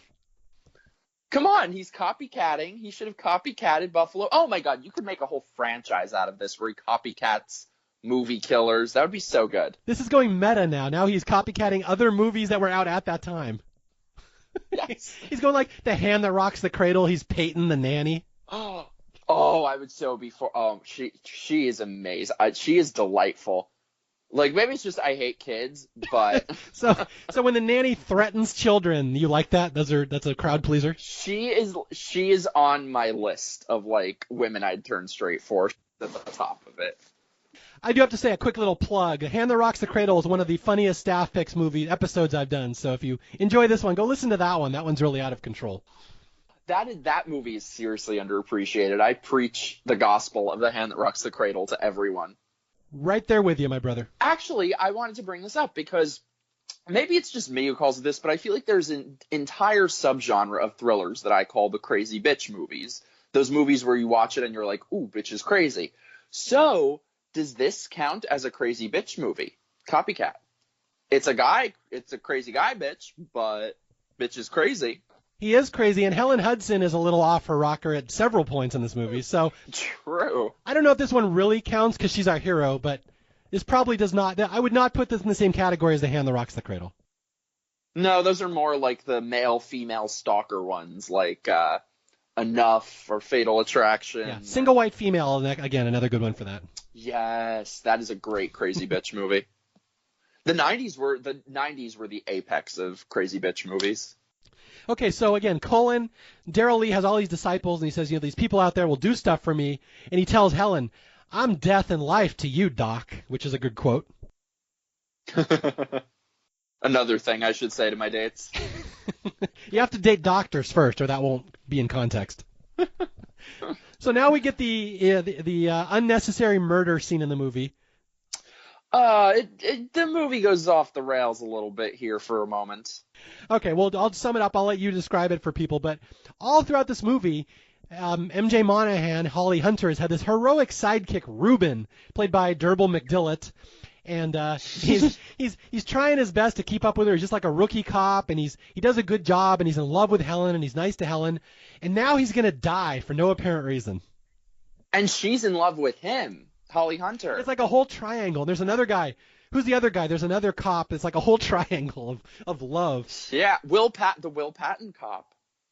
We gotta get to Will Patton after, but first there's like an entire Asian gang that they have brought into the police station. And, talk about things in this movie that are unrealistic. Asians don't kill people. Wait a minute, you haven't been to the Bay Area. They got plenty of Chinatown gangs up there.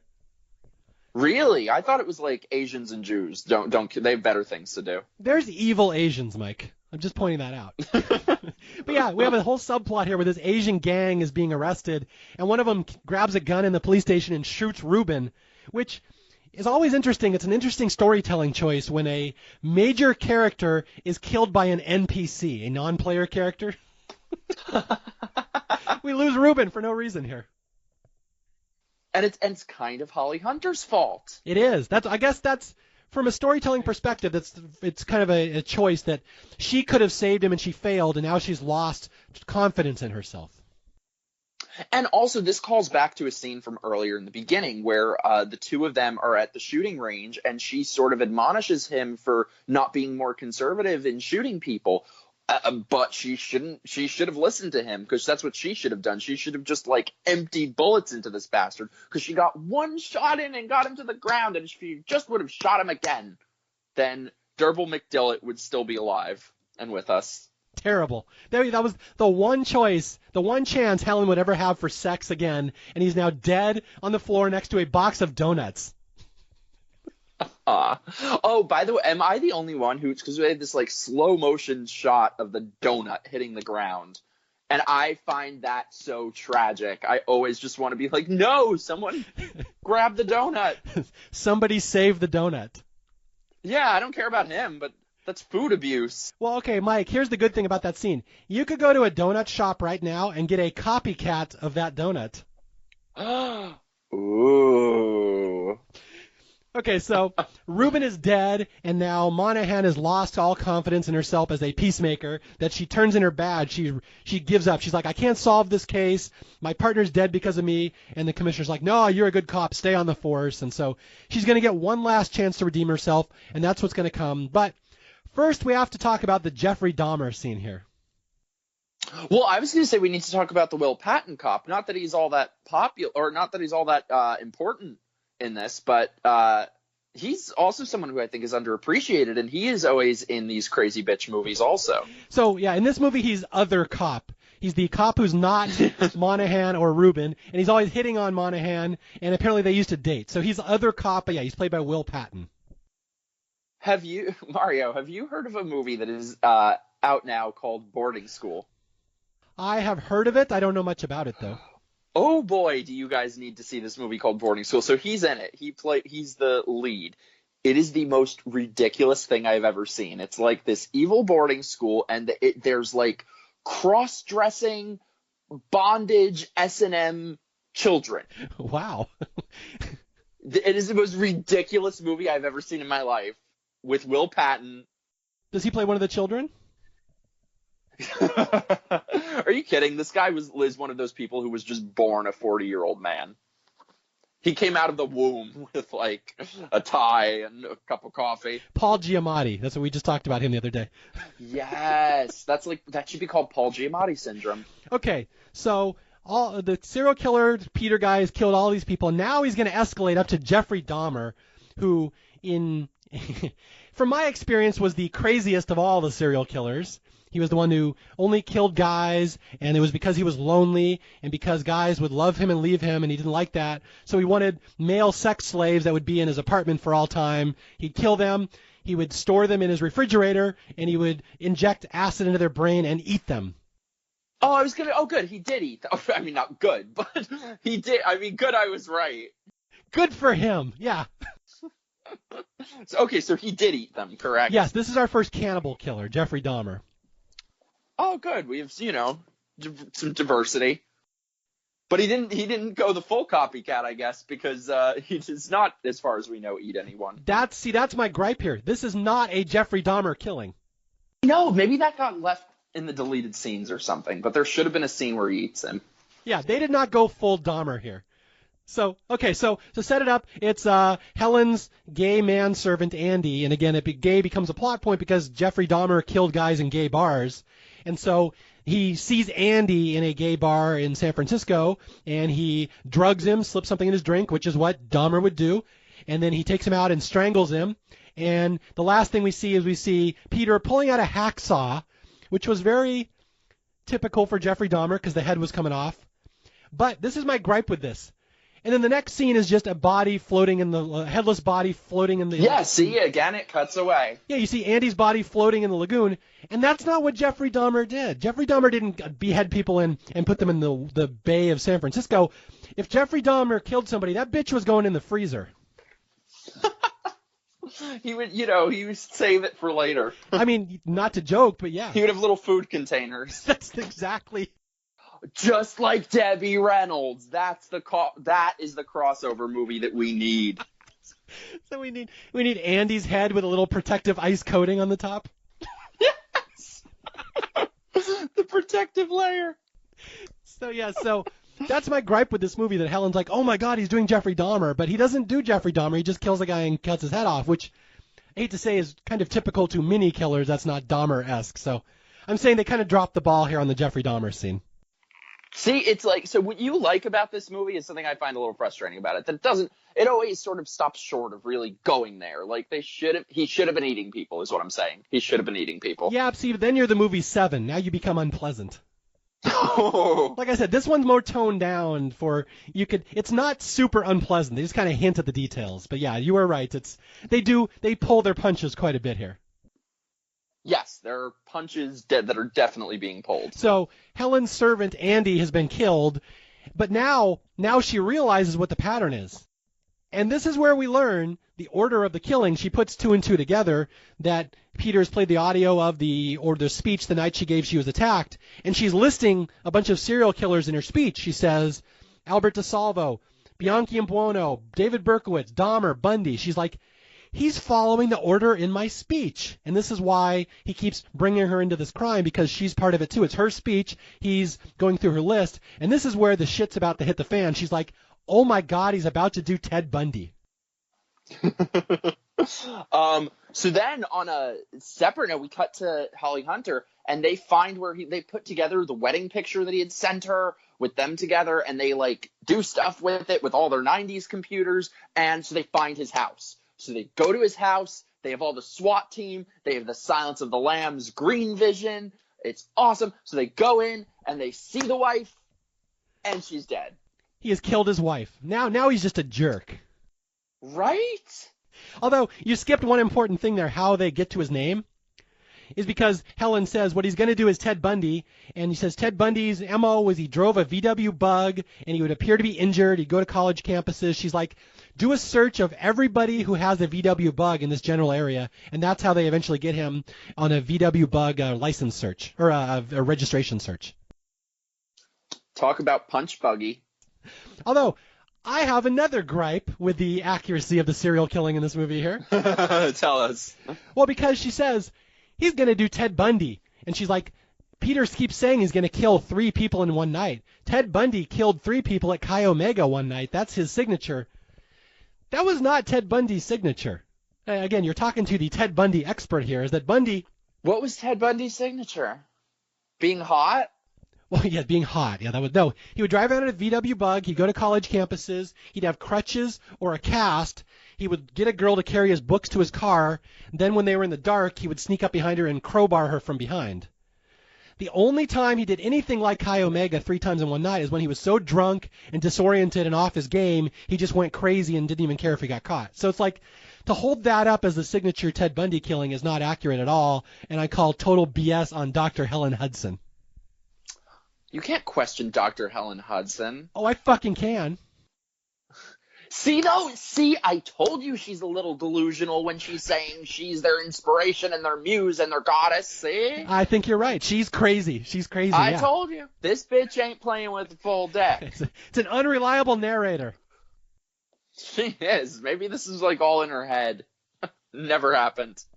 So they're inaccurate with their description of what a Ted Bundy killing would look like, and there never actually is a Ted Bundy because they apprehend him before he can get there. So we never get to the big Ted Bundy payoff in the movie. Which there should have been. Wait, Ted Bundy, though. Okay, so there was something about it I thought, though, there was like one signature thing, like Jeffrey Dahmer eats people. Was Ted Bundy the hot one?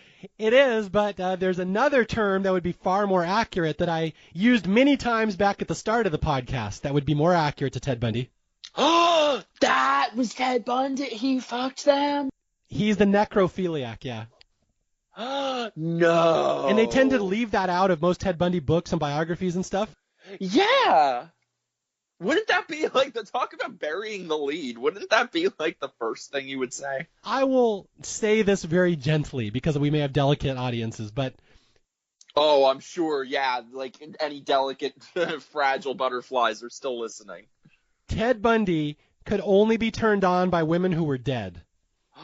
Freshly dead. And that's the key to his pathology, was that the fresher dead they were, the hotter they were to him. And that was the only way he could really become sexually aroused. Wouldn't you think it would be the opposite? Like the more dead they are? You'd think so, but there's smells and woodland creatures involved at a certain point. Oh. Look, you brought it up. I was having a tasteful discussion of necrophilia, and you had to make it all weird. You called it before, though, when you said the stuff that it's how they do it. Exactly, and that's the thing with him. Oh, it's definitely how he did it. If you read books about Ted Bundy, it's like, oh, he killed people. It's like it goes a little further than that. He didn't kill them to kill them. He killed them because he needed someone to have sex with. That's the only way he could do it. So the killing was like an afterthought for him. It was like an incidental part. Jeez, I only saw, I think, the first episode or two of that Ted Bundy docuseries on Netflix. And they didn't mention that. They just mentioned that, like, he was hot. As I said, people who write books on Ted Bundy go to me for a resource. How is that not the first thing you tell somebody? Oh, by the way, he stooped dead people. Because most people don't want to hear that. They just like you said, the women that get turned on by serial killers and are like transfixed by them in prison, they just want to hear, oh, he's the misunderstood law student who tortured soul. Yeah, he didn't do anything wrong. He was wrongly accused of maybe accidentally kidnapping a girl once. I'm like, no, if they knew the other stuff, they wouldn't be writing these guys in prison. What a fucking nut job. That's the kind of stuff they left out of the movie and the book. So anyway, we never get to a Bundy killing, probably for good reason, or this is now an X-rated movie. After we're done with this, I'm going to look up, like, every serial killer thing ever. Just ask me. You don't have to look up crap. Just email Mario. Say, tell me about this guy, and I will give you a whole summary on him. You should have a spin-off podcast about serial killers. I figure there's enough serial killer podcasts out there, and I also feel I would probably not do it tastefully, as other people may, because I tend to joke about stuff. So perhaps I will get blacklisted. We would be so blacklisted. I really hope no Ted Bundy victims are listening. I apologize. So anyway, they have caught Peter. They know that he's this guy, Peter Foley. And they know his house, and they go to arrest him. And like Mike said, his wife is dead. He kills his wife, and he has also set his house on fire, so there's no evidence. So he has escaped. And they're like, crap, we came so close. And now Peter knows the jig is up, that everyone's after him. And now he's going to go get Helen, and he's going to finish off his masterpiece. Oh, and we should mention that they find him using those, like, newspaper machines at the library that were in every single 90s movie. And I always wonder, like, were those real? Did they exist, or was it just a movie thing? Do I have to give you a little history lesson here? You're younger than me. So those were microfilm or microfiche, which were in all libraries, and they still are if people ever want to go look. What do you do with it? So someone took a newspaper, and they scanned it onto film, and you take this big reel of film, you put it under this projector, and you have to wheel through it page by page. It's the most tedious crap ever, and I will never do it again, but this is the only way you could do this back in the 90s. Wow. They made it look so cool in movies. I thought it was like, I don't know, it knows what you want, and it goes right to it, because they always show it, like, moving quickly and zeroing in on the one page. It's because they skipped these 7 hours before that of her wheeling through looking for this one specific article. Okay, so we just found the only one thing that is superior now than the 90s. Yes, the internet has been very helpful with research. And our ability to speak to each other about necrophilia from halfway across the country. Exactly. This was a magical discussion that would not have existed pre-internet. Okay, so here's the end of the movie, is that Helen knows that Peter has escaped, and she's terrified he's going to come after her, and sure enough, he does. Guess what? He somehow gets through her security once again, disguised as a cop, and he abducts her and chloroforms her. These must have been the cops they had on the Zodiac case. Well, they could be. I mean, we're in San Francisco. These could be the same Zodiac cops.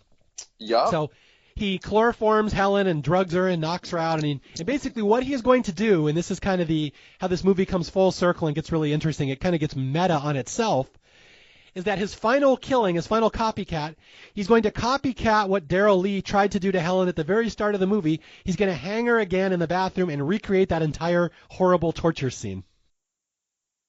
Oh, but beforehand, he, like, video conferences Holly Hunter and is like, you better come here and you better come alone. I like oh, hi. It's very casual. Oh, you caught me midway through my performance. So anyway, though, so he puts Dr. Helen Hudson, he puts her in her red dress from the beginning and her very feminine, very lovely red shoes, unlike the fucking ugly ones. Yes, her nice shoes. Yeah, so he takes her to the exact same auditorium at the start of the movie and the exact same bathroom stall. The exact same bathroom. Yeah, this is the world's worst bathroom for Dr. Hudson. Seriously. And he does the whole elaborate setup again with the clips and the steel, what would you call it? Not a rope, but whatever. Yeah, it's like a rope climbing stuff. It's like a carabiner. It's like you'd use to climb up a mountain. And the clips and the hooks and everything. And has her hanging above the toilet. Yeah, he basically has her hanging up just like before, around her neck, the rope around her neck, the wire. She's holding herself up, and he's waiting. He's like, Holly Hunter, Monahan is going to come and rescue you. And this time I'm going to do what Daryl Lee was too stupid to do, is I know there's a second cop coming. So he has figured out the loophole in Daryl Lee's plan. And so what he does is he lays down on the floor and he pretends he's the dead cop. So when she comes in, she won't see him there. And he because he's the copycat, he needs everything to be exactly right. So in the beginning, when she was hanging, one of her shoes fell off. So he takes off the same shoe and puts it on the ground. That's very important. See, we said that would be important. Exactly. I'm glad people have tuned in, stuck with us all through the necrophilia, and just for that detail. If you're still listening, tweet necrophilia at us. No, please do not. At Mikey the Harlow, necrophilia. Also, if you don't know what that term means, do not Google it. Thank you. That's a little PSA from Staff Picks.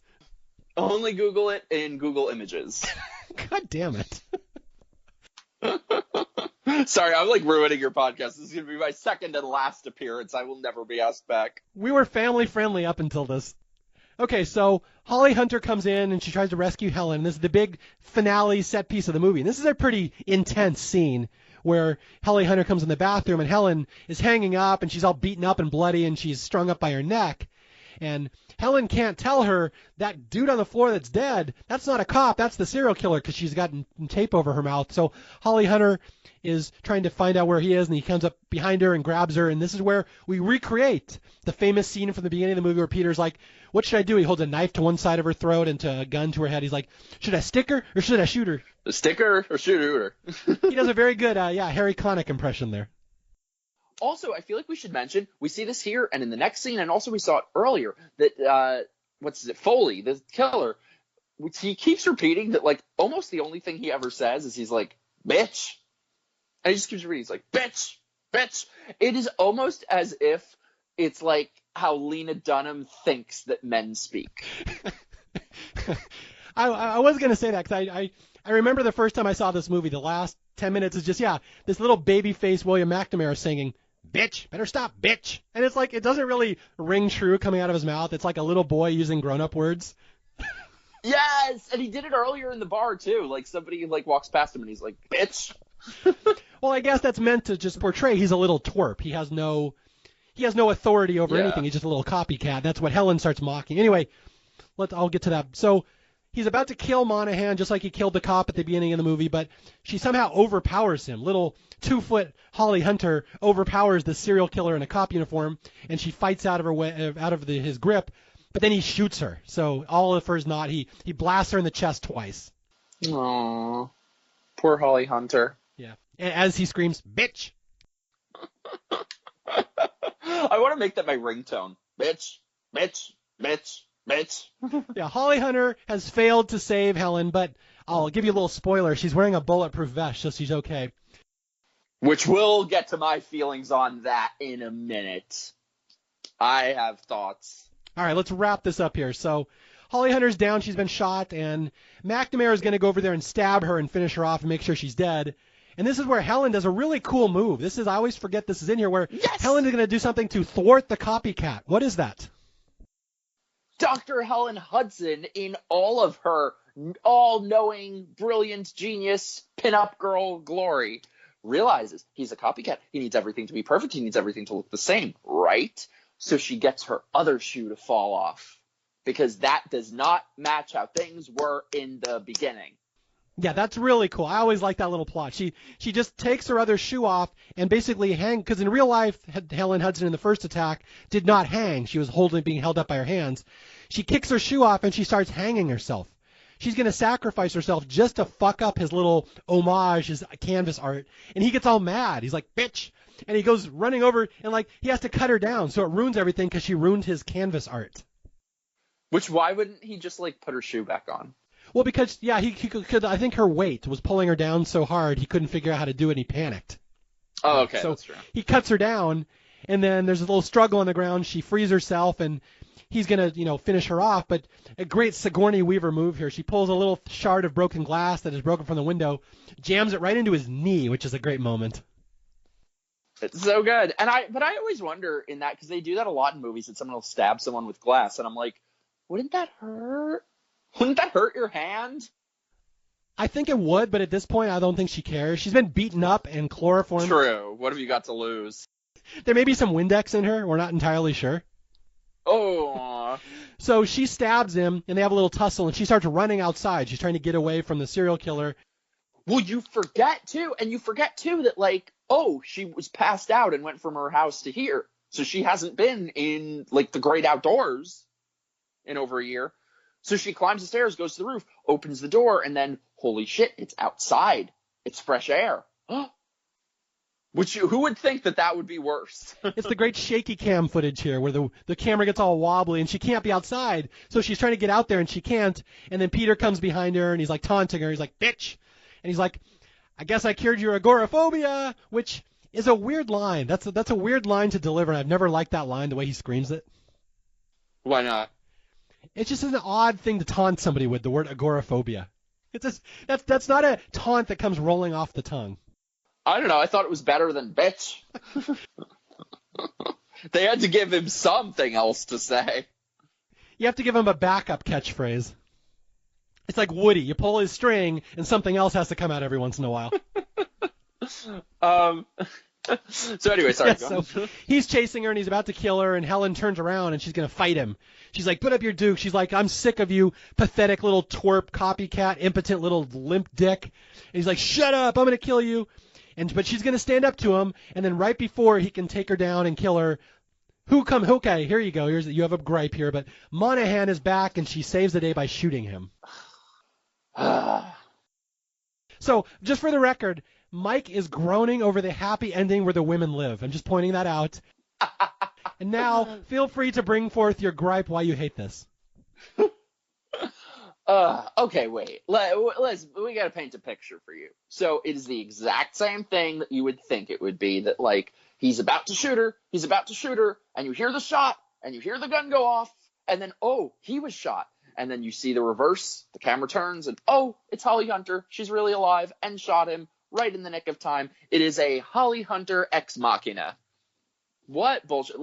They do this in every goddamn movie. And, I'm sorry, if there are any filmmakers or anyone listening to this, stop doing it. Stop doing this friggin' trope. It has been done. Can we retire this? Because it is in every friggin' movie, and it annoys the shit out of me that you think the one person is dead, and then, they shoot the bad guy right at the last second, and then, you don't know who shot him. It was the good person. He's dead. I am so sick of this trope.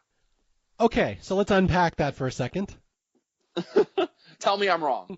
So the alternative would be that he murders Sigourney Weaver and the bad guy wins. Or she elbows him and hits him off the roof. Anything but that. That's true. That would be like a copycat of a movie where somebody gets pushed off a roof. That would be her copycatting. Wait a second, though. Wait a second. Maybe you changed my mind, because what if this is super meta and the movie knows what it's doing and it is copycatting every other movie? There you go. I talked to the director. He indeed said that's what he was doing. Yeah, that's his like revisionist history. He's like, no, we just didn't know how else to end it, and it was the end of the day, and we were like, oh, fuck this. Although I should point out there is a nice little bookend, because at the start of the movie, Holly Hunter is explaining to D'Urberville McDillett how if you shoot a guy in the shoulder, he'll drop the gun. You don't have to kill him. You shoot him in the shoulder, you hit the brachial nerve, he goes down, but you don't kill him. That's what she does to Peter Foley here at the end, thus proving her theory at the beginning of the movie. That is the effective way to stop a bad guy. I just shoot him in the fucking head. Well, you're not Holly Hunter, are you? Well, it didn't work so well when she got D'Urberville McDillett killed. And I should point out, after she hits him in the brachial nerve, then she shoots him in the head. So yeah, see, because she knows I'm right. You get the best of both worlds. She knows she has to. Maybe she learned her damn lesson, bitch. If D'Urberville had to die so that she could live, then I guess it was a lesson well learned. And that's the movie. Helen Hudson has conquered her agoraphobia, and she has survived. And Peter Foley is dead. And Holly Hunter Monahan has, proven to herself that she can indeed do this job and stop a bad guy, and she believes in herself again. And you think that's the end of the movie, but I always forget that there's a twist at the end of this movie. Which, okay, that sounds a little bit worse, you saying it, than what it actually is, because if people haven't seen it and they're listening, they're going to be like, ugh, there's a twist. So it's that same friggin' twist that they do in all of these movies that came after this, where, it's, like it would be, Helen is really the killer. It was just the opposite of everything we told you this whole time. That's another one that's got to go. Let's retire that twist. But no, thankfully they didn't do that. I was going to say, at the very least, this one was set up earlier in the movie.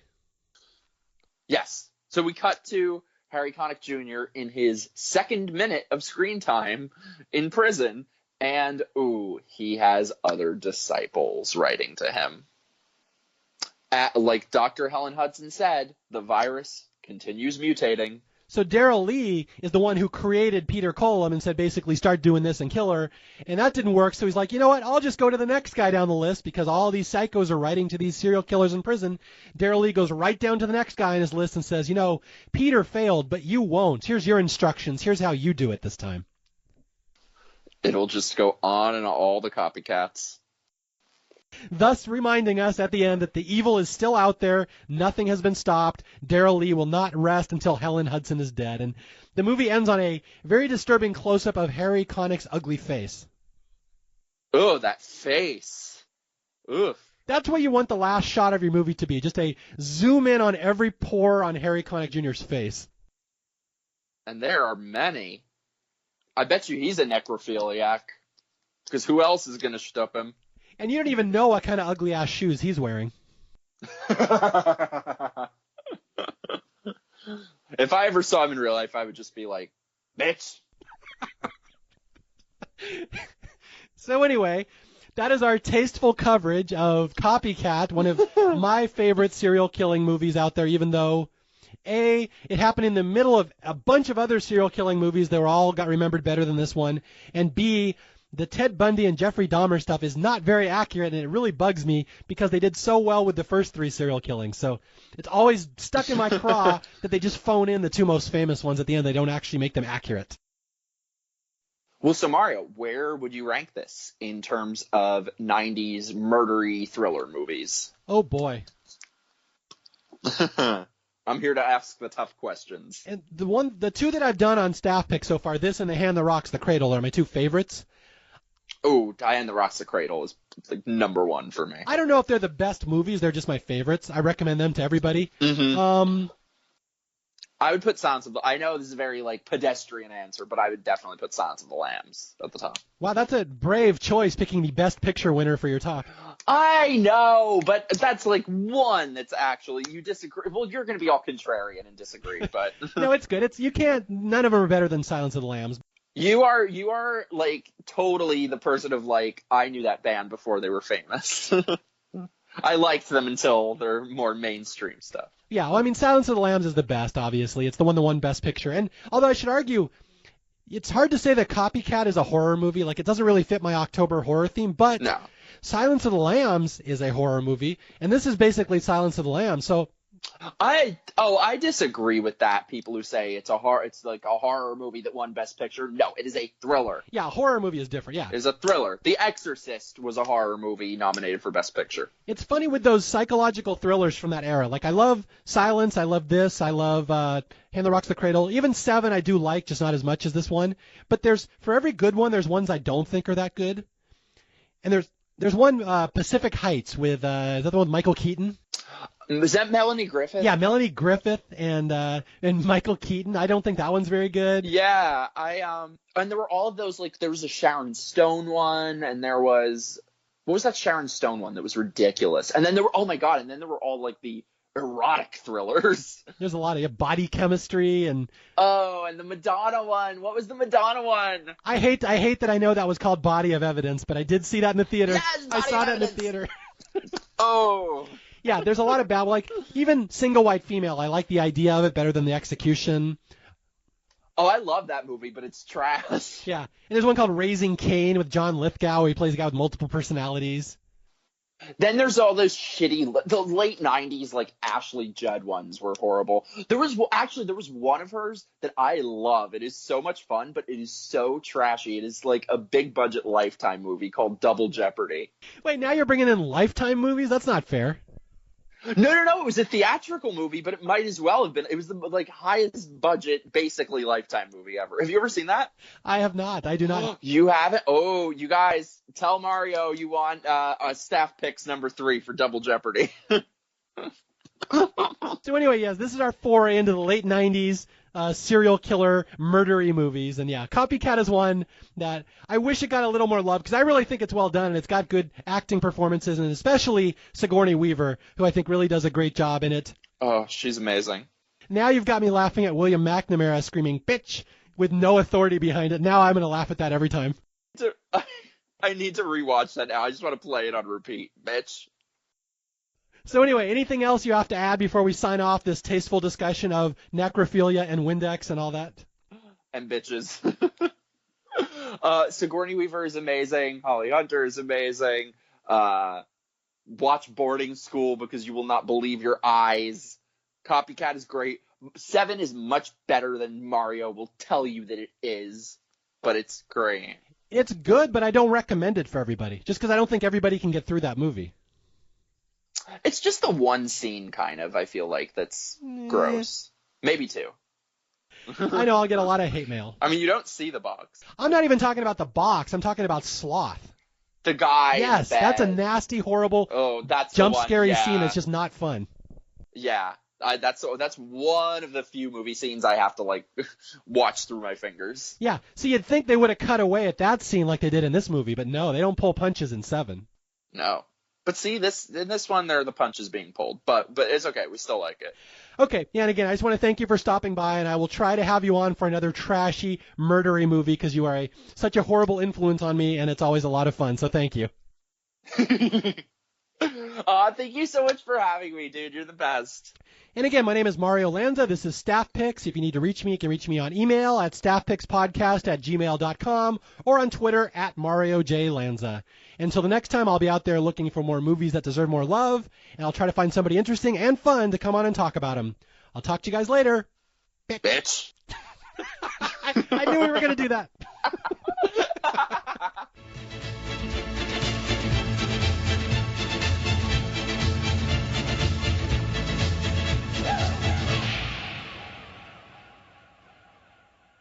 Don't park next to Vans. Thank you. Thanks for coming.